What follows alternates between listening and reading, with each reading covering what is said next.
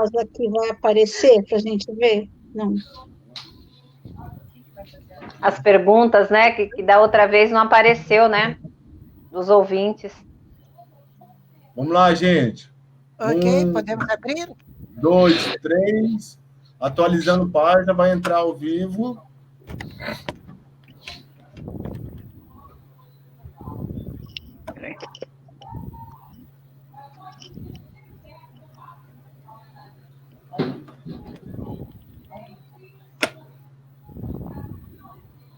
Boa noite, pessoal. Estamos ao vivo agora. Boa noite, Zilda, Regina Tortorelli, Jane Xavier, Elaine, Deise. Boa noite. Boa noite. Boa noite. Boa noite a todos que estão nesta live. É uma satisfação estar aqui. Geralmente, vocês estão acostumadas e acostumados a ver um homem bonito aqui apresentando, que é o Ronaldo Risseto. Mas homem fica doente, mulher não fica.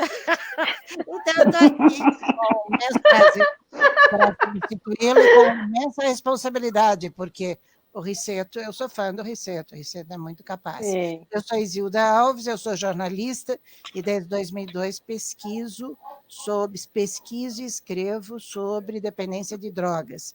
E tenho o prazer de estar aqui no programa Amor e Superação, coordenado pelo Daniel Garcia, que está fazendo um grande trabalho na revista Dependência Química, de estar com mulheres que finalmente nos dão o prazer de dizer eu moro no Brasil, porque essas mulheres lutam pelo que há de mais perigoso hoje no país, que é a dependência de drogas. Estou ao lado da minha mestra, Regina Tortorelli, que me apresentou o sofrimento das famílias, ela e o Miguel Tortorelli. Estou com Jane Xavier, minha candidata em Cotia, vereadora, mulher séria, mãe, e que vai nos representar com muita garra. Estou com Deise Tavares, minha grande amiga da Zona Sul de São Paulo, e que compra imensas brigas e ganha todas. Ela é uma grande defensora. E com a Elaine que é do Faces e Vozes e Amores de Gente. E você é do Fatos... Faces e Vozes, do Alexandre. Faces e Vozes do Alexandre Araújo. Faces e Vozes do Alexandre Araújo. Grande abraço para o Alexandre Araújo. Bom, para falar sobre esse problema, eu acho que todas as mulheres que vão assistir, e homens, é até difícil hoje, né, gente? Conseguir encontrar um lugar no Brasil que não tenha dependência de droga. E para muita gente parece que é costume, quando na verdade é doença. O Daniel tem tratado com muita propriedade, com grandes articulistas na revista, e a Regina Tortorelli, com quem eu gostaria de começar esta apresentação, ela representa 36 mil famílias que ela atende por ano, num trabalho voluntário fantástico da Regional Paulistana Norte, da Federação de Amor Exigente. Regina, a pergunta: dependência de droga é um comportamento ou é uma doença? É uma doença.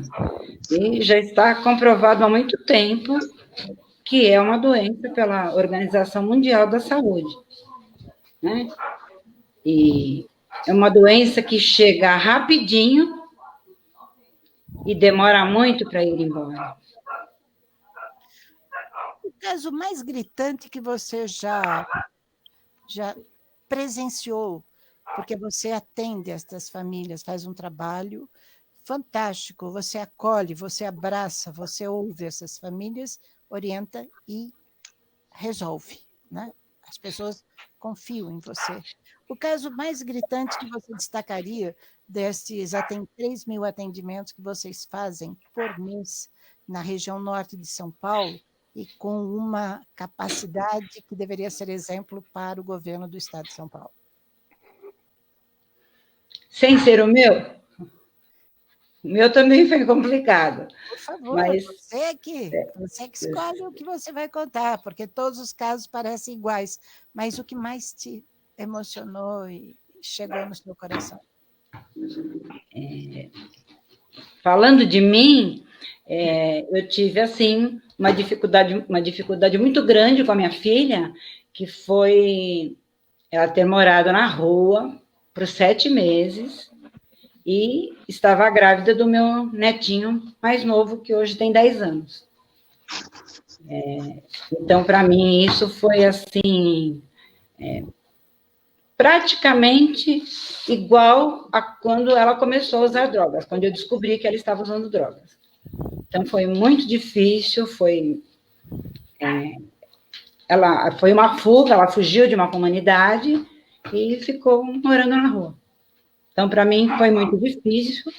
Eu não a vi grávida, não conheci meu neto antes dele ter um mês e meio, porque ela estava internada e teve o filho dentro da comunidade, não, na comunidade. Ela foi para ter o neném na maternidade e voltou para a comunidade.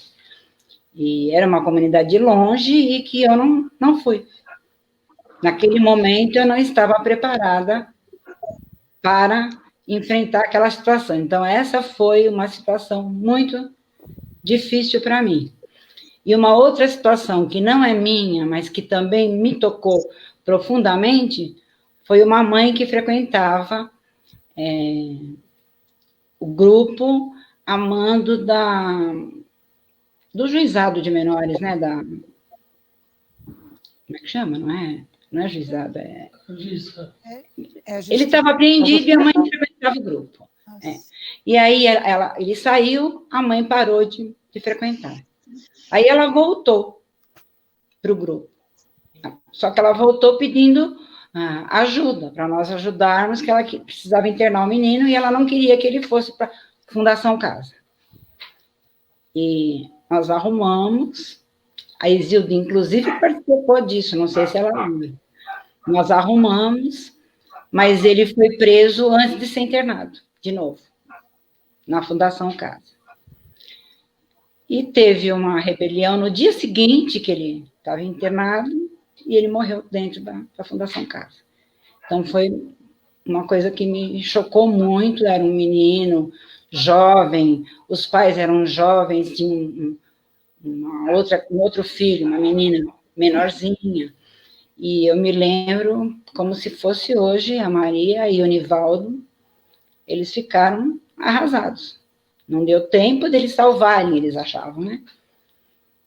E nós ficamos muito envolvidos. Inclusive, a Isilda nos ajudou a procurar internação para ele. Não sei se você lembra do caso, mas foi um caso que me tocou bastante. Regina. Como se os outros não tocassem, né? Regina, esses casos que vocês atendem, também a gente vê em outros bairros, e a Jane Xavier, ela tem uma experiência com 300 mães que ela atende, que ela já foi atrás sozinha, sem recurso, porque o município de Cotia não andava nenhum recurso para ela, e ela acabou internando. Jane, você tem uma história que o Brasil conhece, você perdeu um filho pelos de drogas, e você se tornou uma grande ativista contra as drogas, e você faz um trabalho admirável, que comove o Brasil inteiro, com a sua transformação. Você transformou dor em missão.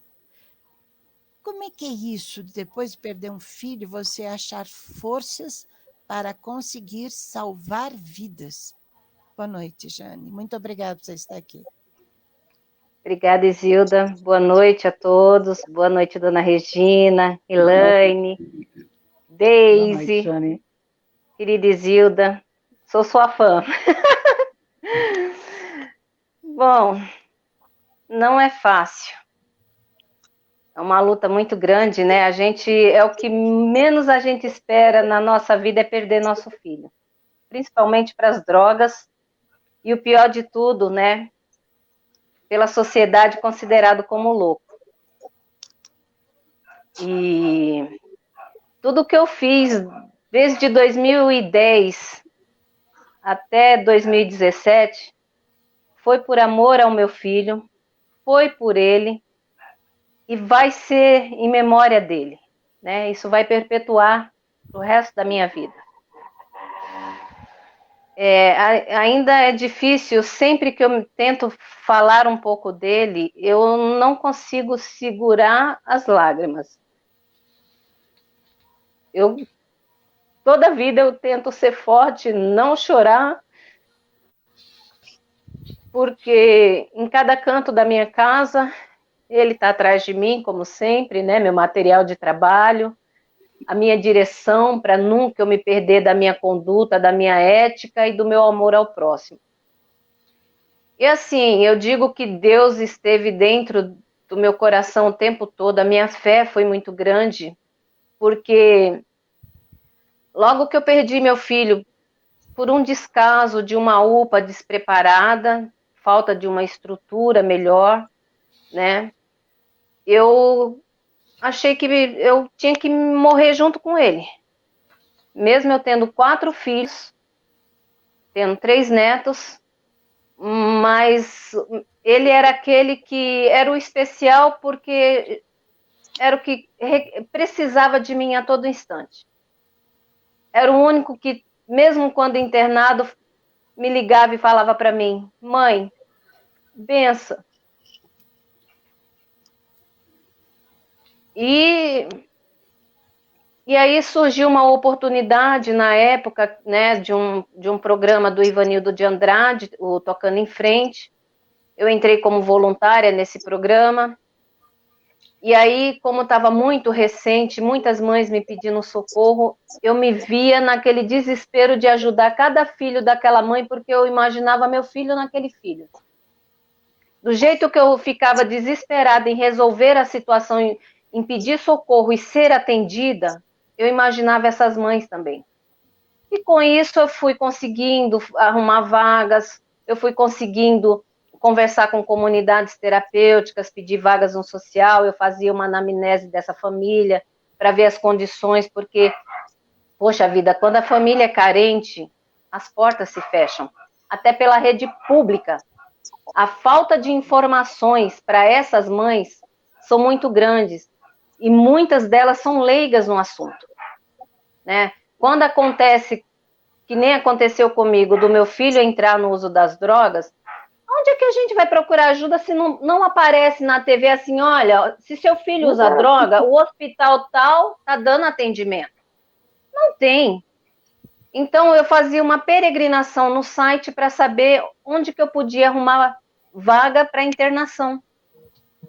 E com passar dos anos que eu fui aprendendo, fui conseguindo, né, as internações, eu tinha essas ferramentas para passar para essas mães. De orientar, de falar onde cada uma poderia procurar ajuda pela rede pública, como as portas estão, né? Entre aspas, eles falam, olha, tem internação, vem aqui, mas não é, na verdade, não funciona do jeito que eles falam, é totalmente diferente. Já é difícil a gente pegar uma pessoa, né, em surto psicótico, com uso de drogas, pegar na mão e levar no hospital, na esperança dele ficar lá, né? Chegar lá, o médico fala assim, senhora é louca, quem precisa de tratamento é a senhora. Não, a gente vai passar um sossega-leão para o seu filho e ele vai para casa e dá continuidade lá no CAPS. Aí a mãe, coitada, não conhece a situação, vai para o CAPS, chega lá no CAPS, vamos fazer um acolhimento, vamos fazer a redução de danos. É isso que uma mãe quer? Que o filho drogado, ela quer que ele vá primeiro fazer uma redução de danos? Né? Eu lembrando que o seu filho, a foto do seu filho, Jefferson, que morreu muito jovem, aos 27 anos, e você foi reconhecer na véspera do Dia das Mães, no IML, o corpo está atrás de você. Você mantém essa foto. É ele que dá forças? Sim. Sim, Isilda, porque não que eu todo dia eu me lembro dele, mas você sabe que quando a gente começa a ser muito solicitada, né, a gente começa a ser uma figura pública, às vezes a gente desvia nossa conduta e nosso caráter. Não é o meu caso, né? eu sempre peço muito a Deus para que Ele me mantenha no caminho correto, para que eu não me desvie. E ele serve, sim, como material de trabalho, porque muitas mães ainda me procuram, muitas mães do Brasil pedem orientação, o como devem agir, e às vezes mesmo eu aqui com meus problemas, né, que o Jefferson se foi, mas a gente no dia a dia nós temos nossa vida, nós temos nossas dificuldades, nós temos nossos momentos ruins, então às vezes eu estou no pior momento da minha vida, e nem esse mês é o pior momento para mim. Esse mês, no final do mês, meu filho iria fazer 30 anos. E eu não vou abraçar ele. Jane, Então, eu crio força para falar com outras mães. Jane, eu peço que você respire. Entendemos sua dor. E eu só queria fazer uma observação. Olha que interessante a todos que estão nos ouvindo. A Regina está na região norte de São Paulo. A Jane está na cidade de Cotia, município. A Deise está na zona sul. A Elaine, você está em qual região de São Paulo hoje? Eu estou em São Caetano. São Caetano. E No ABC. todas têm o mesmo sofrimento para contar.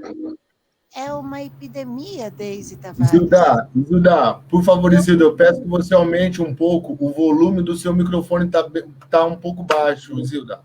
Ok. Deise, estamos com uma epidemia, nós estamos aqui em 5. Olha, região norte, São Caetano, Cotia, o mesmo problema. Zona sul, eu acompanho sua luta. Estamos com uma epidemia, Deise? Pois é, com certeza. Boa noite a todos que estão aqui, aos ouvintes aqui da revista Dependência Química, nosso programa Amor e Superação. Boa noite, dona Regina Tortorelli, seja bem-vinda aqui. Nós agradecemos muito a sua colaboração, né, em estar participando dessa live. Exatamente, Isilda Alves, o que nós vemos hoje é realmente uma epidemia. Nós estamos aí no meio de uma pandemia, né, porque ela não acabou ainda. Na verdade, nós estamos vendo daí adolescentes, até crianças aí na rua, nas baladas, né, nos bailes funk aí, que é o que mais tem nas comunidades, né, eu percebo, e não sou eu, como muitas pessoas percebem, que a quantidade de bailes, a quantidade de casas noturnas, de lugares impróprios para que esses meninos e meninas estão abertos, sem quaisquer, sabe, sem quaisquer segurança, sem uma orientação. Muitas vezes os pais não sabem que eles estão nessas festas, né? Hoje mesmo, eu, com todo respeito ao nosso governador de São Paulo, mas eu hoje mesmo vi numa entrevista, né, um repórter chamando, né, e pedindo orientação à nossa autoridade que se era normal ter festas, né, dentro de alugar casas para terem festas, né, mesmo com a pandemia.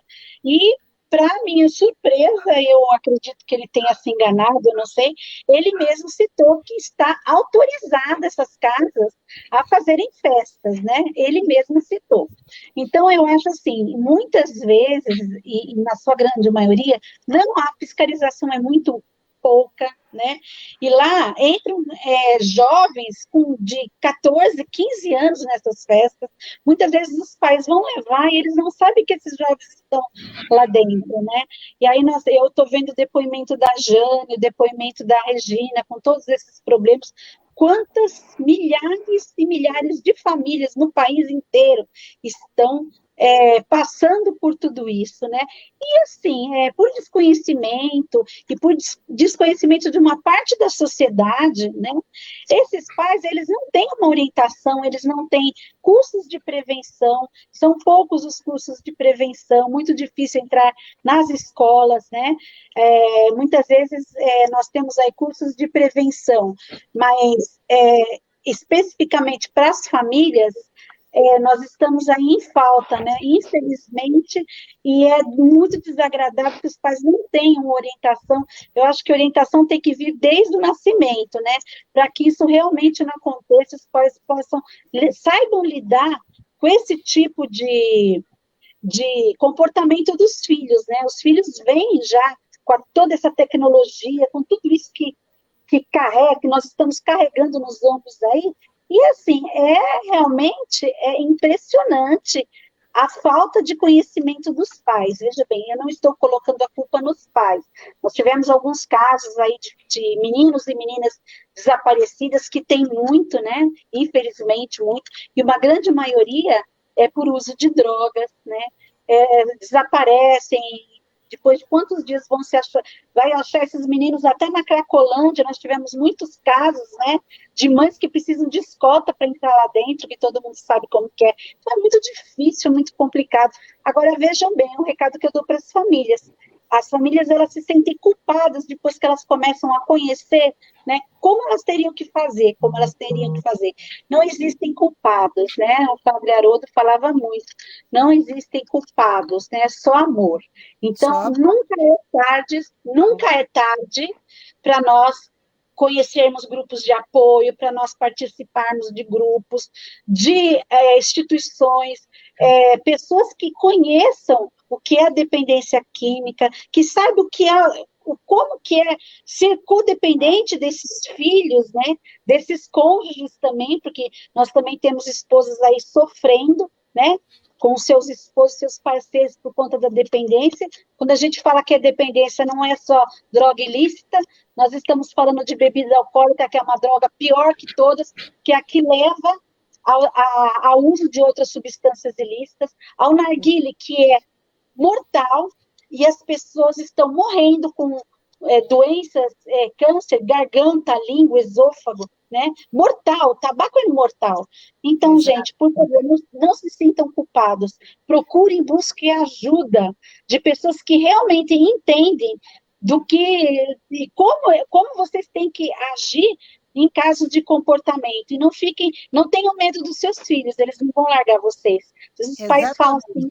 Exatamente. Os pais falam assim, né? Que os filhos vão largá-los. Não tenham medo. Não tenham medo. Corram atrás. Antes que as coisas ruins aconteçam, procurem cursos de prevenção, sabe? Busquem, mas não tenham vergonha. Porque o inimigo, ele vai falar que a bebida é legal, que a droga é legal, que o baile funk é legal, que a festinha da família lá dentro do condomínio é legal, e os pais não sabem o que acontece lá. Então, tome muito cuidado, os pais. E, não existem culpados, hein, gente? Não existe. Nunca é tarde para recomeçar uma vida nova dentro da família de vocês e com os filhos de vocês, tá? Muito importante as suas observações, Deise, porque nós estamos aqui no espaço de uma revista chamada Dependência Química, que é coordenada e dirigida pelo Daniel Garcia, e que presta esse grande serviço à população de informar corretamente, sem preconceito, sobre essa doença tão desconhecida. E também com a Regina Tortorelli, que dirige o que está no maior grupo de atendimento a famílias do país. Você também faz parte do Amor Exigente, Deise. Então, o Amor Exigente é gratuito, gente. É só buscar, procurar. Já nós vamos falar, a Regina e a Deise vão explicar como ter acesso ao Amor Exigente, porque ele salva vidas. E o Faces e Vozes, né, Elaine? Que faz um trabalho fantástico e que eu gostaria que você nos desse, assim, dentro do que foi dito, essa falta de assistência. Como é que o Faces e Vozes vem lidando com isso? Quais são as reivindicações, que é um grupo forte de recuperação? Como se manter em recuperação, que é o grande desafio, né, Elaine? Na realidade, a gente trabalha com aquele vão que existe entre tratamento e recuperação. Né? Essa parte do meio, como fazer com que essa pessoa se mantenha em recuperação? E o que a gente nota, em primeiro lugar, o nosso grande trabalho é de minimizar, porque acabar a gente não vai, com o estigma, o preconceito e a discriminação sociais das pessoas com transtorno pelo uso de substância. Então, a gente procura evitar termos como assim, está limpo há tanto tempo, a pessoa não é suja, sabe? Está se recuperando para se tornar uma pessoa melhor. Ela não é uma pessoa má, ela é uma pessoa doente. Tá? E, além de tudo, nós temos como trabalho fazer um mapeamento das das instituições ou dos lugares onde a gente possa achar um bom acolhimento, um bom tratamento para essas pessoas. Né? Então, a gente está fazendo esse tipo de mapeamento. Tem um telefone de contato que as pessoas pudessem ligar para informação, ou um site, Elaine? Nós temos, inclusive, a página do Faces e Vozes aqui no Facebook também, Faces e Vozes da Recuperação no Brasil. E lá você vai encontrar, porque eu não sei o telefone de cor. Não, mas assim, ao escrever, ao mandar a mensagem, a pessoa irá encontrar o que é necessário. Porque eu acredito, assim, nesse momento, há muitas pessoas perguntando, mas se eu tiver um caso, o que eu faço, Regina? Como é que eu procuro o amor exigente, Regina? Você tem que ligar na FEAE ou entrar no site da FEAE, certo. Que eles vão indicar para a pessoa o código do dia da reunião, que nós temos de segundas, terças, quartas, sextas, sábados e domingo à tarde nós estamos tendo um grupo também de cônjuge. Você coordena. Como essa reunião, no caso desse grupo grande da Regional Paulistana, que você coordena em São Paulo, e que atende cerca de 3 mil pessoas por 3 mil famílias. Como está sendo o atendimento? Como é que as pessoas podem procurar nesse tempo de pandemia? Como é o atendimento? Como é a reunião? O atendimento e a reunião é online, que nós fazemos só da Regional Norte na quinta-feira. Quinta-feira, e qualquer pessoa pode participar, Regina? Qualquer pessoa pode participar. Nós estamos fazendo essa reunião, quem está coordenando é o Fábio Antunes, e não entram só as pessoas da Regional Norte, entram pessoas do mundo inteiro, pessoas que a gente não conhecia. Eu posso interromper um pouquinho? Oi? Eu gostaria de interromper um pouquinho para falar uma coisa só. O Amor Exigente é fantástico e eu salvei minha vida nele, né? Tanto é que o grupo Illuminati aqui de São Caetano eu ajudei a formar, né? Eu e meus parceiros de grupo. Eu acho o seguinte, existe uma falta de informação também das famílias, que geralmente o Amor Exigente faz uma reunião semanal, ok? Em cada região. E às vezes isso não é suficiente, né? Seria legal se fazer mais vezes por semana, e aí eu acho que a reunião virtual ajuda muito. Então, não é verdade. Na Regional Norte, nós temos 8 grupos. 8 grupos. Tá. Só na Regional Norte. Né? É isso que eu gostaria que se fosse falado. Que tem a semana inteira, de segunda a sexta. Não, de segunda a sábado, que sábado nós também temos. Nós só não temos ainda de domingo. Só que nós acoplamos essa reunião da Regional Norte na quinta-feira. E temos uma outra coordenadora que faz, que é a Severina Eudoxia Abá, ela faz o grupo na terça, o grupo de família também. E entra quem quiser, né? Esses grupos de online, entram pessoas que nem sabiam que existia o Amor Exigente. Então, é isso que eu acho que nós temos que divulgar muito. Sim. Falando de mim, quando comecei a minha trajetória, eu só sabia que existia AA. Eu não sabia que existia grupo para família. Então, acho que essa informação Olha o que está aparecendo, porque nós estamos numa fase em que o Amor Exigente e o Faces e Vozes vêm cobrir uma lacuna imensa que o município e o Estado deixaram. Isso é obrigação do governo do Estado, do governo do município, que se omitiram. Nós temos um governo que defende a droga, que defende a Cracolândia. Quando um grupo se propõe e são de voluntários, isso tem que ser muito, muito enaltecido. O problema é que o Faces e Vozes e o Amor Exigente, juntos,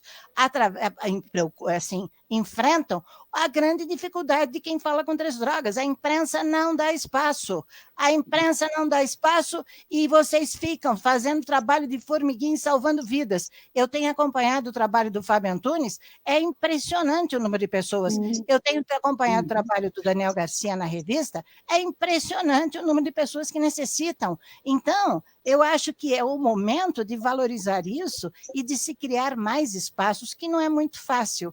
Então, eu acho assim, as pessoas, eu acompanho tanto o Faces quanto o Amor Exigente. Os dois são exemplares. Se não houvesse esses grupos, o que seriam dessas famílias? O que seria de 1.200.000 famílias são atendidas por ano, gratuitamente, pelo Amor Exigente? Estariam mortas, porque os filhos estão nas Cracolândias. Então, o que a gente tem que reivindicar é o seguinte: cadê o Estado?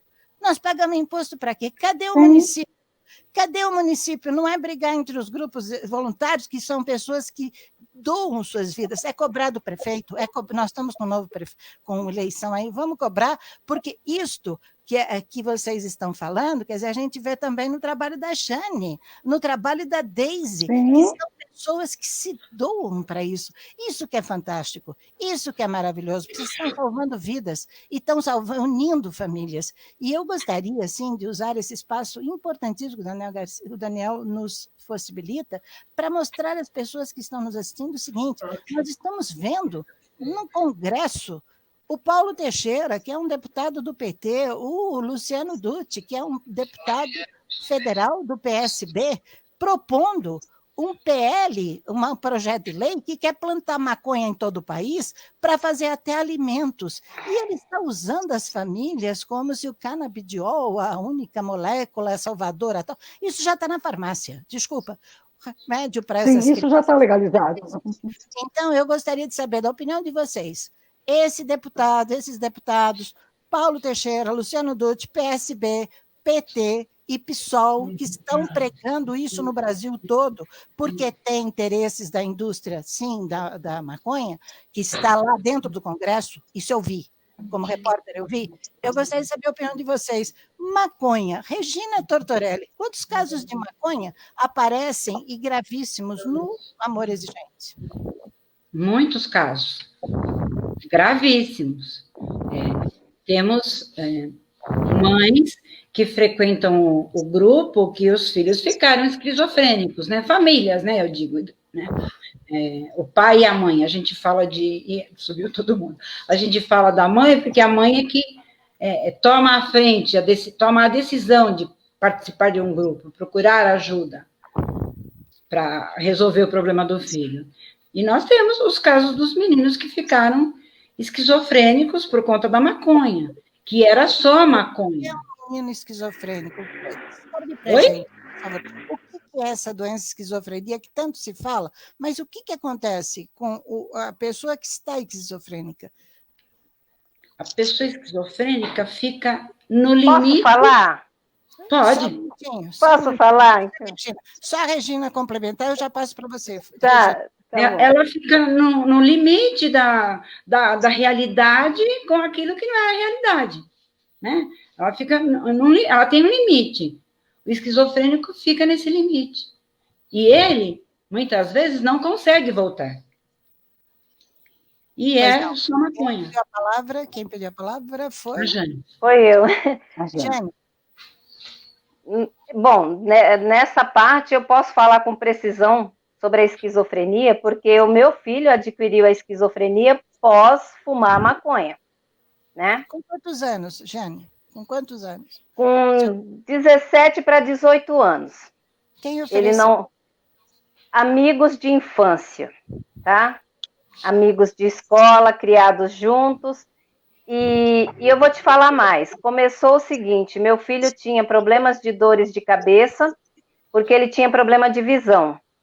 E aí um colega, brincando, falou para ele que se ele fumasse a maconha, ele iria brisar e não iria sentir dor nenhuma, tá? E meu filho foi no embalo do amigo, fumou maconha, não fumou por muito tempo e começou a ter crises. Eu vinha perceber porque ele furava as mãos, ele sorria sozinho, conversava sozinho e ele escrevia na barriga frases sobre anjos.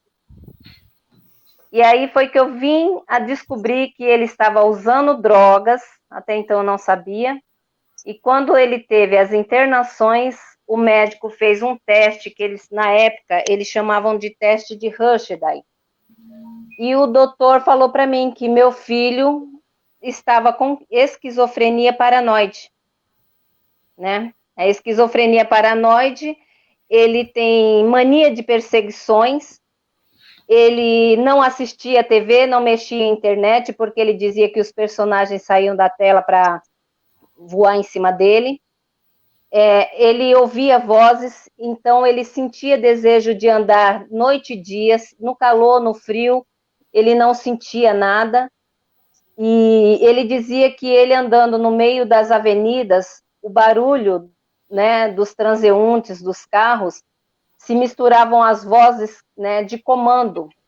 Então ele ouvia muitas vozes que mandavam ele fazer coisas absurdas. E ele andando no meio das ruas barulhentas, então ele era uma parte dele não obedecer essas vozes. E uma coisa muito importante que dizem que o esquizofrênico ele perde totalmente o vínculo afetivo com a família. E eu, graças a Deus, tratando meu filho com amor, né, com pulso firme também, aprendendo das duas doenças, né, tanto a doença da drogadição quanto a doença da esquizofrenia. Eu estudei muito, eu pesquisei muito e eu criei um vínculo afetivo com meu filho. Por mais que ele fosse agressivo, que ele surtava, ao mesmo tempo que ele se tornava um monstro, ele chorava feito uma criança e me pedia socorro para ajudar ele. Ao mesmo tempo que ele falava para mim que me odiava, ele me tomava a benção e dizia: mãe, me ajuda porque eu não aguento mais essas vozes. E eu sofria com ele. Né? E quantas vezes eu pedi para o seu Miguel Tortorelli, para a Isilda, ele em crise aqui, e o incrível também que quando a gente chama SAMU, o SAMU, para eles, isso não é um caso de doença, assim, é um caso social, como eles falam. E se não está esfaqueado, não está baleado, não tem por que chamar SAMU. Muitas mães, eu tenho acompanhado muitas mães que estão sofrendo com isso, com muitos filhos entrando com esquizofrenia. As mães chamam o SAMU não aparece. Quando vai aparecer, o SAMU pede, é lógico, por segurança deles, né, que vá à contenção de uma guarda municipal para poder dar essa contenção para eles, mas assim mesmo, são poucos que levam a pessoa, porque fala assim: ah, não, ele não está com problema nenhum, não. Quantas mães me pediram socorro porque o filho estava em cima do telhado, pelado, e eles chamam o SAMU não aparece. Então, a gente se sente desprotegida na nossa sociedade, que a única coisa que a gente quer na nossa vida é trabalhar e ter nossa família bem, e ter uma saúde digna. E a gente paga nossos impostos e paga impostos para os nossos filhos para a gente ter esse direito, né? E tem restrições. Se você mora em Cotia e você vai lá para o Mandaqui, como eu já sofri isso, eles pegam e falam assim: ah, mas você é de Cotia, volta para lá e procura assistência no seu município, exatamente, porque aqui a gente já está sobrecarregado. E uma vez eu educadamente, eu falei para o doutor, está na lei, né? É um direito que meu filho tem de ser atendido. Aí ele cruzou os braços e falou para mim assim: quem disse que ele não está sendo atendido? Vou dar uma injeçãozinha e a senhora volte com ele e procure ajuda no seu município para internar ele. Exatamente, né? Essa é a realidade. Essa é a realidade. Eu presenciei no Mandaqui, um fato que eu escrevi, eu denunciei e não aconteceu nada. Nada. A mãe foi encontrar o filho que tinha esquizofrenia em surto, ela chamando também, não conseguiu, ela não conseguiu de jeito nenhum, ela levou o filho em surto, que é um risco absoluto, chegou no Mandaqui, Sim. foi internado, e no dia seguinte, e ela me ligando, o que eu faço? No dia seguinte, de manhã, isso foi na tarde, o médico falou, ele já está de alta. Aí eu entrei em ação, falei com a Secretaria de Saúde, falei, como? Ele é usuário de droga, ele está, tudo bem, ele está em surto, mas para onde ele vai ser levado? Não, nós não podemos fazer transferência nenhuma. Eu falei, mas existe o Cratóide. O Cratóide é do Estado. Nós não temos autorização. Aí eu pedi para falar com o chefe da psiquiatria do Mandaqui e ele me repetiu, nós não temos autorização. Denunciei ao governo do estado, não aconteceu nada. Quer dizer, o Cratóide, o médico afirmou que o Cratóide não aceita doente vindo do Mandaqui. Então, aceita de onde, gente? Pelo amor de Deus. Eu estou vendo, Elaine, eu queria que você nos retratasse os casos que chegam lá para vocês. Quantos casos graves como esse, causados pela maconha, vocês têm no Faces e Vozes? No Faces a gente não trabalha com isso. A minha experiência eu tenho com o Cláudio Amâncio, de São Caetano, onde a gente tinha vários casos assim. E uma dica que as mães usavam quando precisavam do SAMU, quando havia um filho em surto, para não ter que levar sozinho, a gente orientava, chama o SAMU e fala que teve uma tentativa de suicídio. Aí eles eram atendidos. E se a pessoa estivesse em surto, em crise violenta, em casa, que muitos deles, por escutarem vozes, começam a quebrar coisa, tinha que ligar para a polícia e falar que tinha um intruso na sua casa, porque senão eles não vêm mesmo. E eu tenho casos até hoje irreversíveis, que a pessoa está internada no Mandaqui, não vai sair mais, tá? O menino tem 38 anos agora, é lindo, maravilhoso, uma judiação, ele parece um robozinho. Ele fica andando para um lado para o outro e não tem capacidade nenhuma, nem cognitiva, nem consegue exercer nenhuma atividade. Isso é muito triste. E são causados pela maconha? Pela maconha. Sim. Na Zona Sul, caso de esquizofrenia causado por maconha, existe? Geralmente, o que acontece é que a pessoa ela já tem a doença guardadinha, vamos dizer assim, tá? Ela tem a esquizofrenia está lá, latente. Conforme ela faz o uso do canabidiol, da maconha, ela vai potencializar esses sintomas. Então, esses sintomas vêm aparecer. Interessante, Elaine. Eu leio muitos artigos científicos e o mais pungente, o mais forte do Dr. Valentim Gentil Filho, que é especialista nesse assunto, professor emérito da Faculdade de Medicina da USP, ele conta que ele foi um dos primeiros médicos no Brasil a atender um caso de esquizofrenia causado por maconha, onde não havia ninguém na família. Então, assim, também tem um problema, né? Quem sabe quem tem na família? Todo mundo esconde. Então, a gente nunca vai saber o risco. Eu queria ouvir da Deise a situação na Zona Sul. Nós já temos adolescentes tendo surtos, esquizofrenia por causa da maconha, Deise? Realmente aqui na Zona Sul não é diferente das outras regiões de São Paulo, nem do Brasil, né? Nós temos aí essa epidemia que a gente fala, eu nem falo que é epidemia, é uma pandemia, né? Porque quando a gente fala epidemia, quando está dentro da região.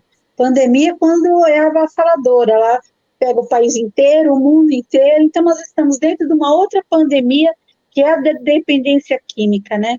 Então, na Zona Sul, realmente, nós temos muitos casos, nós não temos grupos, nós temos um grupo de amor exigente, né? Nós temos apenas 2 CAPs, né? Que é um atendimento muito demorado, e assim, lembrando que nós temos especialistas que defendem várias linhas, né? E isso complica um pouco, eu acho que nós temos que respeitar as linhas, mas eu acredito que tem linhas aí que eu não sei que teses ou que defesa eles têm para colocar em prática, assim, coisas absurdas, né?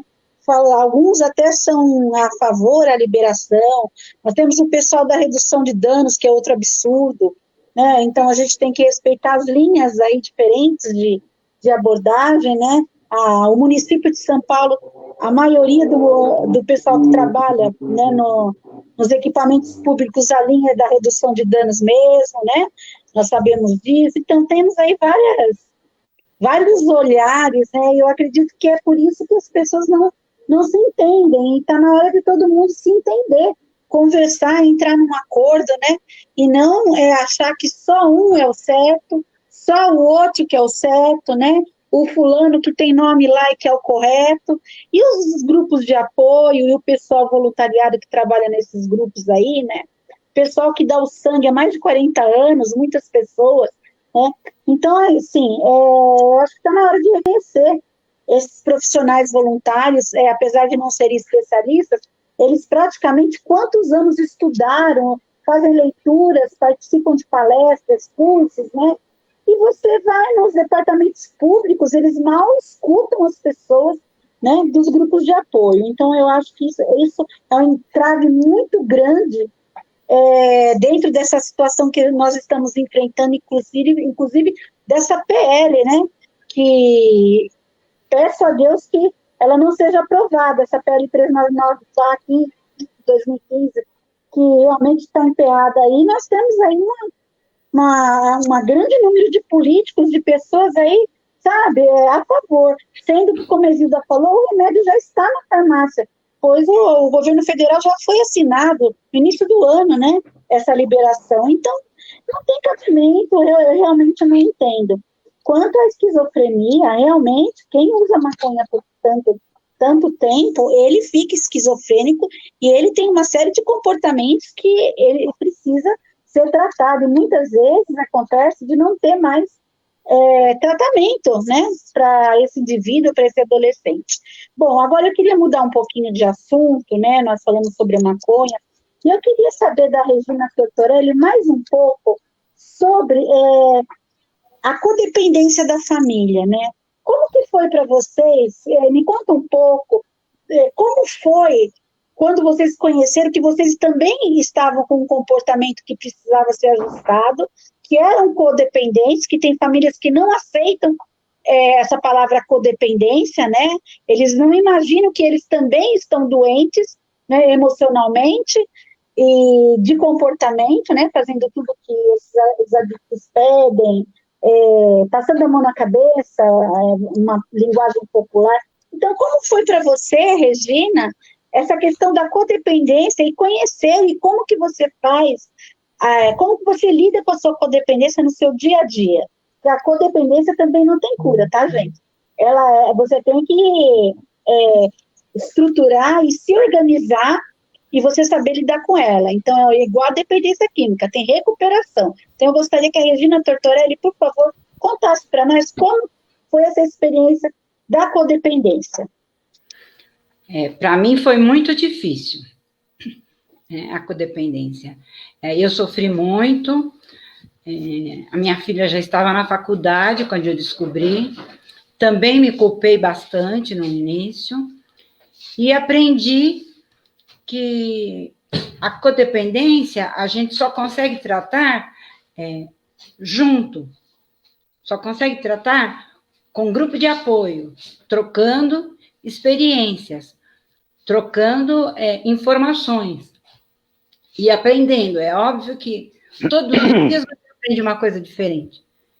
Quem faz grupo todo dia sabe que todo dia entra uma questão diferente e você vai aprendendo. Foi muito difícil, eu sofri muito, no começo eu emagreci muito, depois eu engordei 30 quilos, então assim, é sofrido, muito sofrido. Eu entendo as mães quando elas chegam.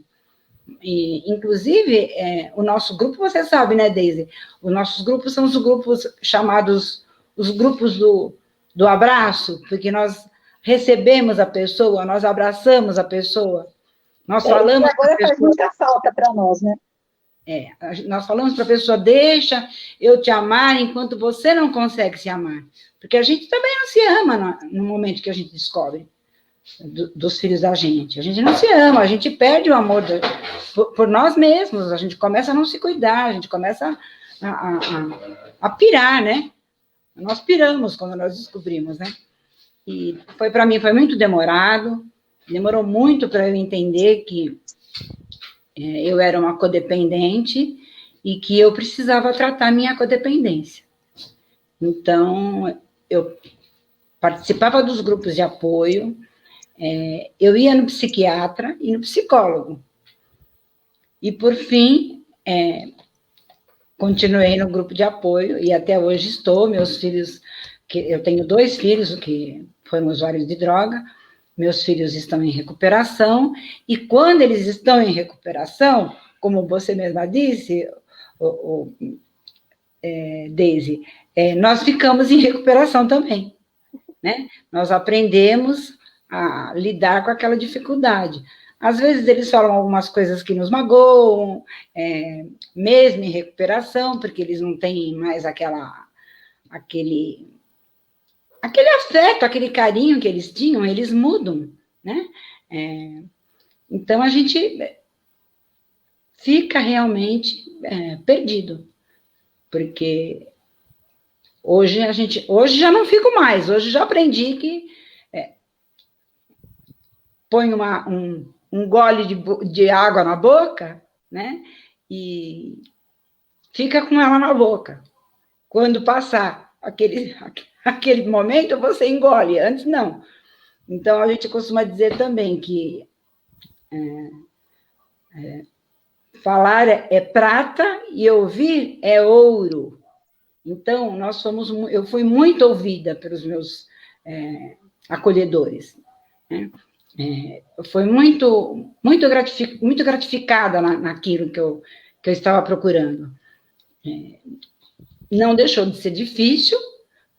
Meu filho um dia me questionou, dizendo que achava que nós íamos entender, né, o que estava acontecendo com ele, porque a gente já estava lá no Amor Exigente. Mas não é assim. Cada filho é único. O tratamento que é feito para um não serve, às vezes, para o outro. Nós tínhamos o caminho. Isso sim, nós tínhamos o caminho, porque nós já estávamos no Amor Exigente. Mas foi sofrido do mesmo jeito. Ou mais ainda, porque da minha filha, eu me senti culpada, mas acabei entendendo que tinha culpa. Mas do meu filho, não sinto culpa, mas me senti responsável pelo que ele fez, por ele ter ido usar droga, porque eu abandonei os meus outros 2 filhos, por causa daquele primeiro que estava usando. Então, eu me senti responsável pelo que aconteceu com ele. E ele já está limpo há 11 anos, e fala que nada a ver, que não foi por causa da irmã que ele usou, que ele foi burro mesmo, então ele tem noção.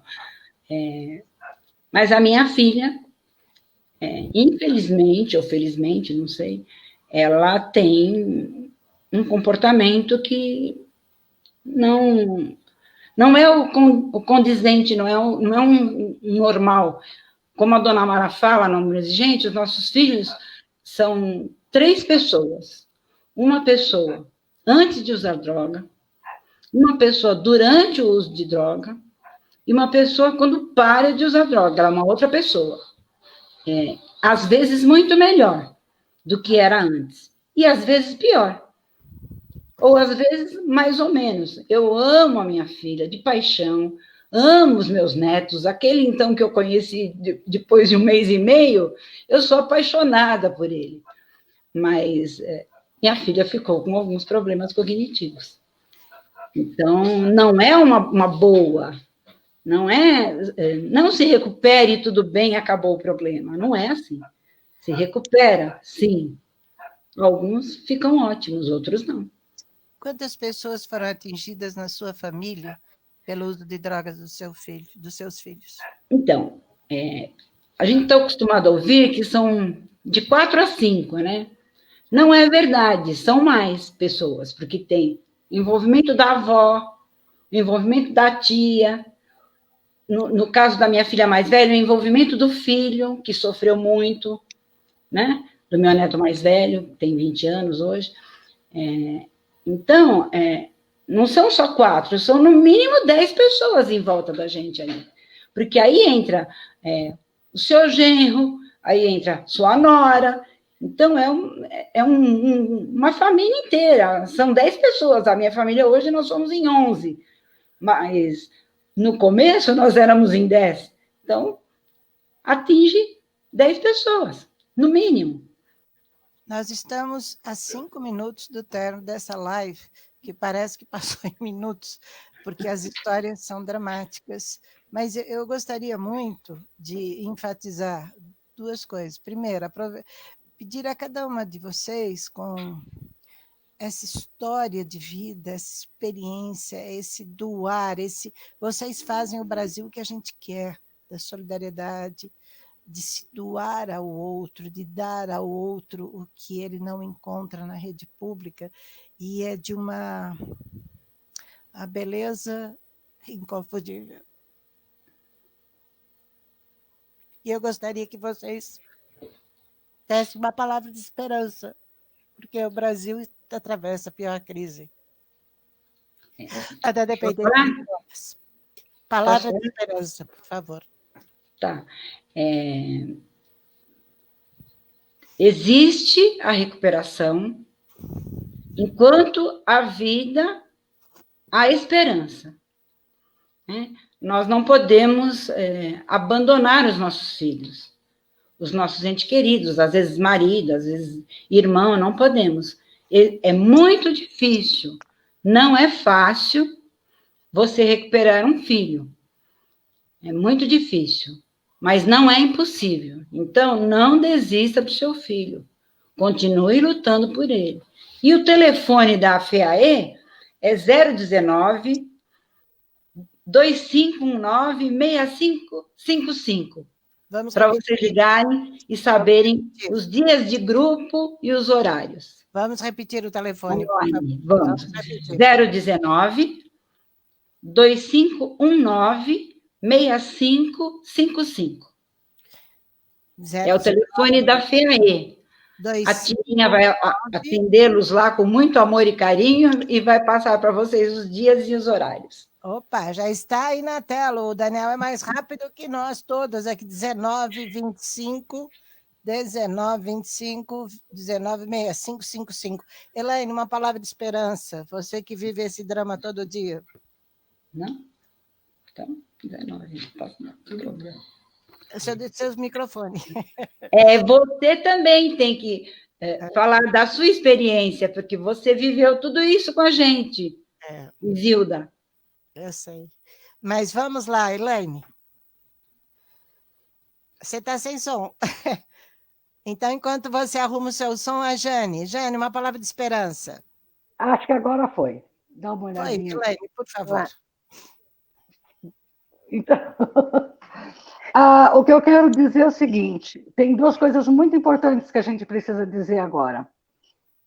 O dependente em recuperação, ele é um cidadão de muita, muita responsabilidade. E em época de eleição, não custa a gente lembrar que eles são eleitores, tá? Eles votam. E se você não é a favor da recuperação, você é contra. Então, vamos pensar um pouquinho nisso, né?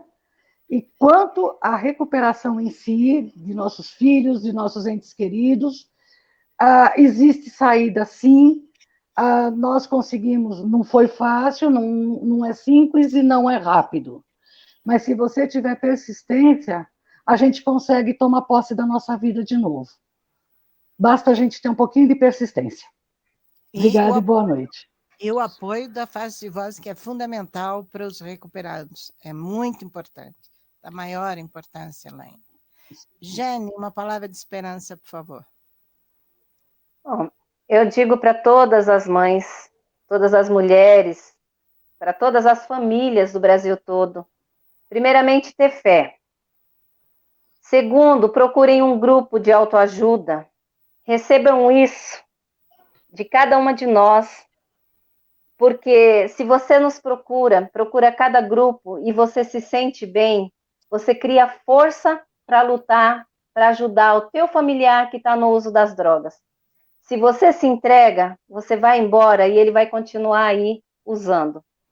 Então, força, família, contem conosco, procurem grupos, sorriam mais, vivam mais, amem mais, não olhem só para o umbigo de vocês, porque às vezes o problema de vocês é grande, mas do teu irmão é maior. Mesmo na sua dor, estenda os braços ao teu irmão e ajude, que vai fazer um bem danado.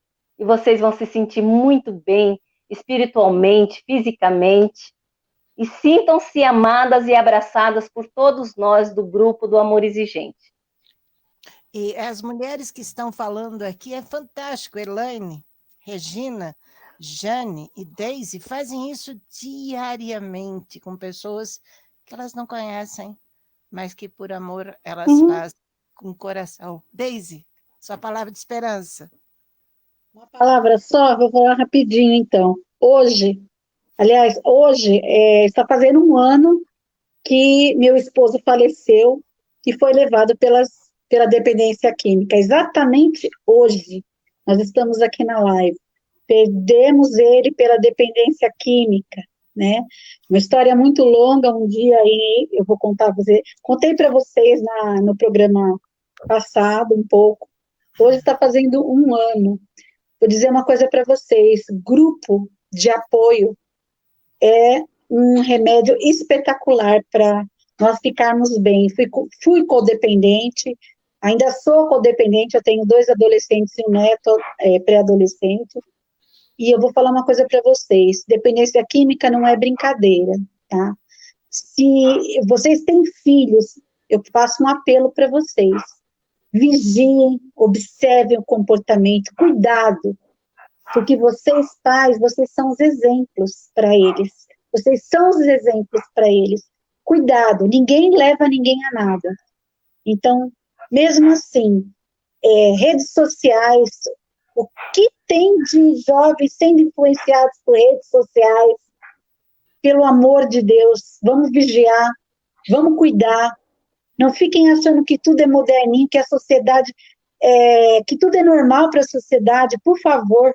Então, eu faço um apelo aqui para vocês, pais, famílias, né, os pais jovens que usam narguilé, que bebem na frente dos filhos, né, que usam drogas na frente dos filhos. Agora vem uma lei que foi assinada no governo federal para não uso das drogas na frente dos filhos, né?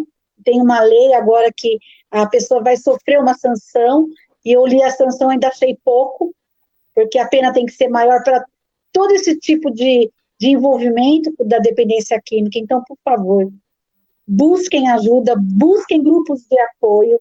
Vocês não estão tirando o trabalho do psicólogo, do psiquiatra, não estão. Estamos todos trabalhando juntos, tá? Que a linha é assim, que a linha é assado. Pelo amor de Deus, deixem isso para lá e vão cuidar dos seus filhos, cuidem dos seus cônjuges, da sua família, de vocês. Mas, por favor, são vidas. É uma pandemia que nós estamos passando no mundo inteiro. Isso é muito sério. Então, quando você perde uma pessoa próxima, é que você vai perceber o que você fez lá atrás e o que você pode melhorar agora, tá bom? Só vou deixar aqui o site do Amor Exigente para todo mundo, como eles têm que buscar, é o www.amorexigente.org.br. A pessoa vai lá no site, clica Localizae, e lá no Localizae ela vai buscar na sua região mais próxima o telefone e vai ligar, entrar em contato com os coordenadores, né, dos grupos, para ter informação de onde ela tem que participar. Os grupos, por enquanto, estão online. Vale a pena assistir. Eu espero que vocês participem das reuniões e conheçam essa proposta, que é realmente espetacular. Boa noite a todos e até o próximo programa. Eu gostaria de fechar esta importante live, que nós estamos recebendo muitas perguntas e muitos, assim, imensos reconhecimentos ao trabalho do Amor Exigente, ao trabalho do Faces e Vozes, ao trabalho seu, Deise, da e da Jane, que é unanimidade nacional, e lembrando que nós temos no governo federal um grande trabalho da Secretaria Nacional de Cuidados e Prevenção às Drogas, doutor Quirino Cordeiro Júnior e toda a sua equipe está do nosso lado, representa as famílias, está fazendo um trabalho louvável. E eu gostaria de fechar com uma cena que eu estou vendo que me emociona muito. Eu estou vendo Daniel Garcia, que é o homem que está dirigindo toda essa iniciativa de forma corajosa, com a Jana, que é lindíssima, é a companheira dele com uma criança, e lembrando, é assim que a gente quer. Eu gostaria que ele lembrasse, que ele focalizasse nele e na Jana e nessa criança, porque este é o Brasil que nós queremos, e que essas mulheres aqui, olha, Regina, Elaine, a Jane e a Deise estão fazendo diariamente. Muito obrigada, e eu queria que você fechasse em você, porque esse é o Brasil que a gente quer, com muita felicidade. Um abraço a todos, e as perguntas serão encaminhadas ao Daniel para que sejam respondidas por essas 4 mulheres maravilhosas, essas 3 mulheres aqui, fantásticas, 4 mulheres fantásticas, vão responder. Daniel, compromisso de revista, e você cumpre. Quero que você feche em você e responda as perguntas. Beijo, abraço, gente. Obrigada, dona Regina. Abraço. Vocês são lindas. Muito obrigada pelo convite. Muito obrigada. Obrigado, Regina. Um abraço, Miguel. Todo mundo amor exigente. Manda tchau, isso aí. Grande Miguel, grande Boa Miguel. noite. Gente, essa é... Vou aparecer aí. Boa noite, Miguel. Grande beijo para todos. Miguel Tortorelli, o homem que comanda 10 mil voluntários no país, que faz um trabalho exemplar, 1.200.000 famílias salvas pelo comprometimento, pelo coração que esse homem tem, o mesmo amor que ele dá à família e dá a todos. Daniel, fecha em você, porque você e a Janaína são o que nós queremos para o país. Casal feliz e criança feliz. Beijo, muito obrigada, boa noite a todos. Boa noite. Boa noite, gente. Boa noite, obrigada. Boa noite. Tchau, Deise, Elaine, Jane, Deise, tchau. Tchau. Tchau, Daniel. Foi.